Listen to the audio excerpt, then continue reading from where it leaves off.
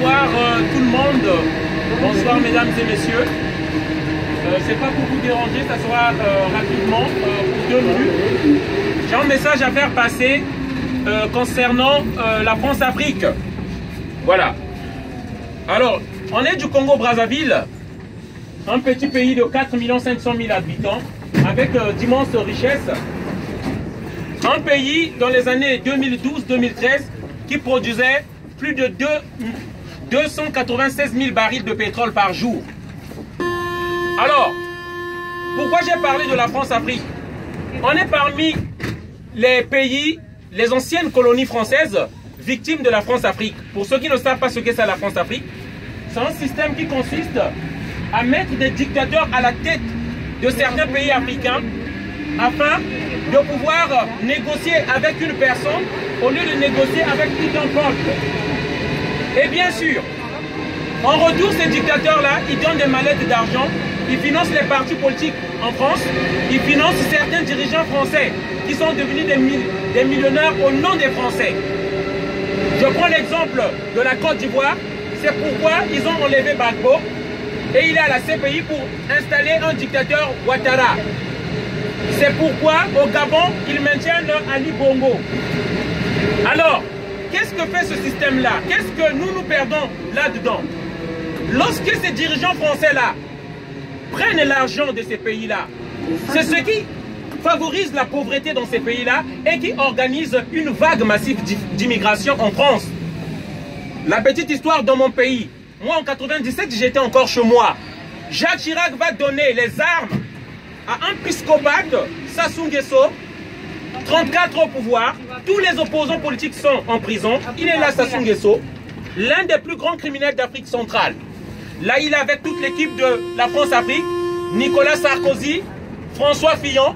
C'est pourquoi nous, les Africains, nous nous sommes levés pour faire barrage à ces gens-là. Ce système-là a appauvri l'Afrique. Et c'est ce système-là qui fait qu'il y a une vague massive des Africains qui viennent toujours vers l'Europe. C'est ça la vérité. Certains pensent toujours que nous sommes derrière votre camembert, nous sommes derrière vos ascétiques, mais on ne regarde pas la réalité. Les Africains ne savent pas fabriquer les armes. Mais tout le temps, les bombes et les guerres, c'est là-bas. En Syrie, c'est parce que c'est un problème d'intérêt. On déstabilise les régions, on déstabilise les pays et on nous installe des dictatures pour pouvoir faire des contrats illégaux avec ces dictateurs-là. Avoir les matières premières à bas prix. Parce que c'est une personne qui décide. On ne peut plus continuer comme ça. La France ne peut plus accueillir la misère du monde. C'est pourquoi j'interpelle les Français, les citoyens. Nous sommes les premières victimes. On s'étonne qu'il y ait des attentats en France.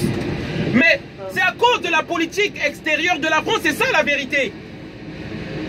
Nous sommes les premières victimes de cette mauvaise politique-là. C'est pourquoi j'appelle tout le monde à l'éveil. C'est pourquoi nous devons dire stop. On doit arrêter avec cette façon de faire. Et j'espère que peut-être Macron, si c'est lui le futur président de la France, jeune qu'il est, qu'il va faire une rupture avec cette classe pourrie, comme le Drian, monsieur le Drian, un ministre pourri, les Manuel Valls, les François Fillon, c'était tous des pourris. Là, la photo que je vais vous montrer rapidement là, Anne Hidalgo.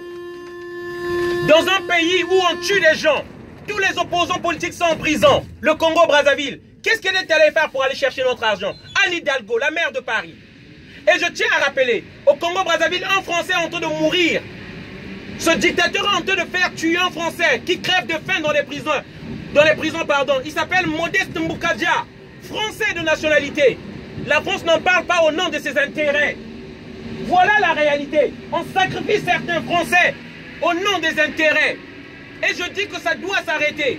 Nous, on va continuer toujours cette campagne pour sensibiliser. C'est ça les vraies choses. C'est ça qui cause la frustration dans le monde.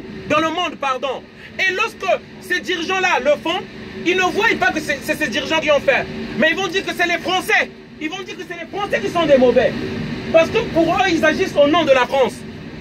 Et pourtant, nous savons que ce n'est pas tout le monde qui est d'accord avec ça. Ce n'est pas tout le monde qui bénéficie de ce système-là. Voilà. Désolé de vous avoir dérangé. Voilà, c'était pour un éveil de conscience. Pour ceux qui voudront faire des recherches, allez sur Google.